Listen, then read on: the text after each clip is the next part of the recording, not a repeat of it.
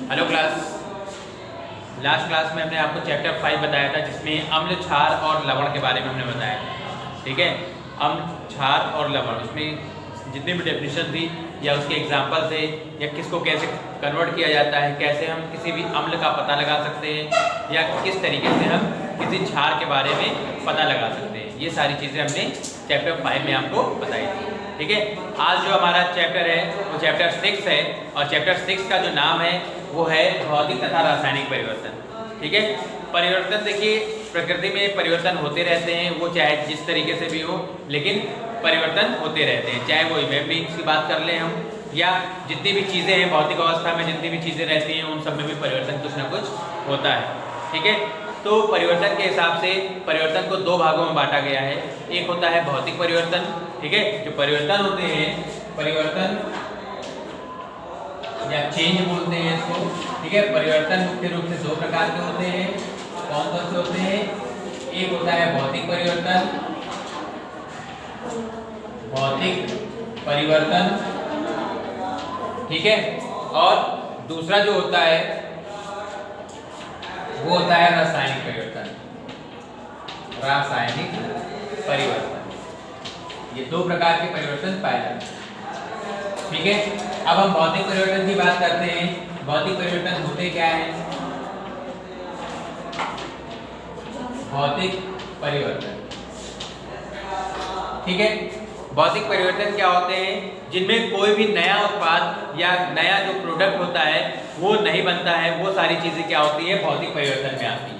ठीक है, जैसे अगर हम किसी रबर बैंड को हम खींच दें, ठीक है, तो उससे कोई नई चीज़ नहीं बनेगी, लेकिन उसको हम वापस छोड़ दें वो अपनी पुनः अवस्था में आ जाएगी। ठीक है, जैसे दूध का खट्टा होना, ठीक है, दूध अगर खट्टा हो जाता है तो उसमें भी क्या होता है? कोई भी नई चीज़ नहीं बनती है। ठीक है, खराब हो गया मतलब वो खराब हो गया।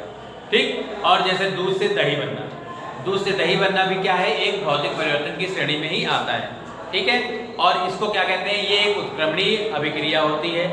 अभिक्रिया की बात करें तो क्या है? ये एक उत्क्रमणीय अभिक्रिया। ठीक है, उत्क्रमणीय अभिक्रिया का मतलब एक बार अगर कोई चीज़ हो गया तो वो वापस फिर से उसी अवस्था में नहीं आ पाएगा। ठीक है, मतलब जैसे अगर दूध का खट्टा होना हमने बताया, दूध अगर खट्टा हो गया तो उसको हम चाहें कि वापस वो क्या हो जाए?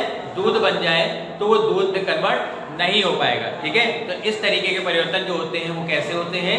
भौतिक परिवर्तन की श्रेणी में आते हैं। ठीक, भौतिक परिवर्तन ने आपको बताया जिसमें कोई भी ऐसे परिवर्तन जिसमें कोई भी नया उत्पाद या कोई भी चीज़ परिवर्तन नहीं होती है, वो हमारे भौतिक परिवर्तन की श्रेणी में आते हैं। ठीक है, इनमें क्या होता है? जितने भी भौतिक पदार्थ होते हैं उनके भौतिक पदार्थों में परिवर्तन प्रेजेंट होता है या पाया जाता है। ठीक, इसमें क्या होता है? इसमें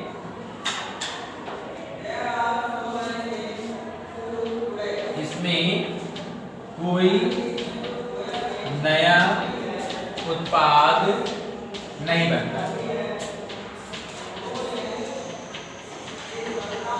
ठीक, अगर हम एग्जाम्पल की बात करें, उदाहरण की बात करें, तो उदाहरण हमने जैसे आपको बताया कि क्या है? दूध का खट्टा होना, दूध का खट्टा होना, या दूसरा अगर हम कहें तो दूध से दही बनना, दूध से दही बनना। ठीक, या रबर बैंड का खींचना, रबर बैंड का खींचना, ये सारी चीजें किसके अंतर्गत आती है? सारे भौतिक परिवर्तन के अंतर्गत आते हैं। ठीक है, ठीक है, ये क्या होते हैं? भौतिक परिवर्तन में आते हैं। अब हम नेक्स्ट हमारा जो है रासायनिक परिवर्तन। अब रासायनिक परिवर्तन क्या होता है? रासायनिक परिवर्तन जस्ट भौतिक जो परिवर्तन होता है उसका उल्टा होता है। ठीक है, क्या होता है? इसमें कोई भी नया उत्पाद नहीं बनता। अब जो हमारा रासायनिक परिवर्तन है, रासायनिक परिवर्तन में क्या होता है?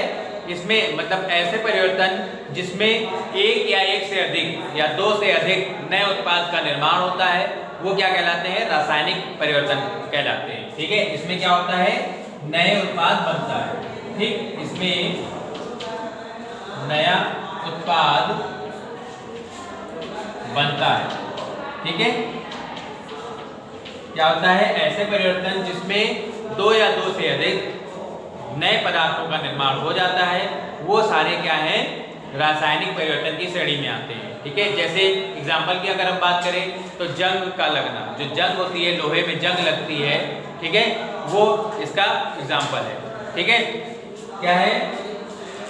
जैसे जंग का लगना, ये क्या है? एक रासायनिक परिवर्तन होता है। ठीक है। और अगर हम बात करें कि जैसे हम अगर रिएक्शन की बात करें, अभिक्रियाओं की बात करें, तो अभिक्रिया में जैसे क्या है? जब मैग्नीशियम और ऑक्सीजन आपस में मिलते हैं तो मैग्नीशियम हाइड्रोक्साइड का निर्माण करते हैं। ठीक, कैसे करेंगे? देखिए, मैग्नीशियम एक धातु होती है, magnesium plus oxygen,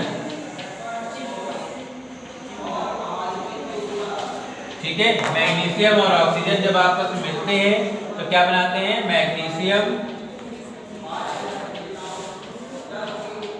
magnesium hydroxide, hydroxide का निर्माण करते हैं।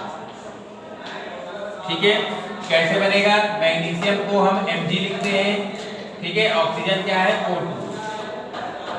ठीक, यहां पास क्या है? मैग्नीशियम ऑक्साइड बनेगा। ठीक है। मैग्नीशियम हाइड्रोक्साइड नहीं, मैग्नीशियम ऑक्साइड बनेगा।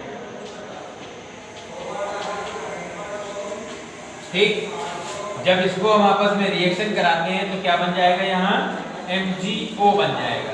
ठीक है, जिसे हम क्या कहते हैं? मैग्नीशियम ऑक्साइड कहते हैं। ठीक है। कैसे? अगर देखिए, यहाँ पास मैग्नीशियम 1 है, यहाँ ऑक्सीजन 2 है, और यहाँ ऑक्सीजन 1 है और मैग्नीशियम भी 1 है, तो यहाँ पास अगर हम O पूरा करें तो इसके आगे 2 लगा दें तो ये मैग्नीशियम ऑक्सीजन जो है वो पूरा हो जाएगा, और 2 मैग्नीशियम भी हो गए तो इसके आगे हम 2 लगा दें तो ये मैग्नीशियम भी पूरा हो जाता है। ठीक है। इस तरीके से ये रिएक्शन होती है। ठीक है। इसी तरीके से अब देखिए, यहाँ पास क्या बना? एक नए पदार्थ का निर्माण हो गया। जब दो पदार्थ आपस में जुड़ गए तब एक नए पदार्थ का निर्माण होगा। तो इस तरीके से ये चीज क्या कहलाती है? रासायनिक परिवर्तन की श्रेणी में आती है। ठीक है। तो आज हमने आपको बताया चैप्टर 6 में कि भौतिक और रासायनिक परिवर्तन मुख्य 2 प्रकार के हमने बताए, जिसके अंतर्गत भौतिक परिवर्तन आता है और एक रासायनिक परिवर्तन होता है। भौतिक परिवर्तन में क्या होता है कि इसमें कोई भी नए पदार्थ का निर्माण नहीं होता है, जबकि जो रासायनिक परिवर्तन होता है उसमें नए पदार्थ का निर्माण होता है, वो 2 या 2 से अधिक पदार्थों का निर्माण कर सकते हैं। ठीक है। तो आज की क्लास में इतना ही, आगे की क्लास में हम इसके आगे आपको बताएंगे चैप्टर 6 में। ठीक है। Okay, have a good day.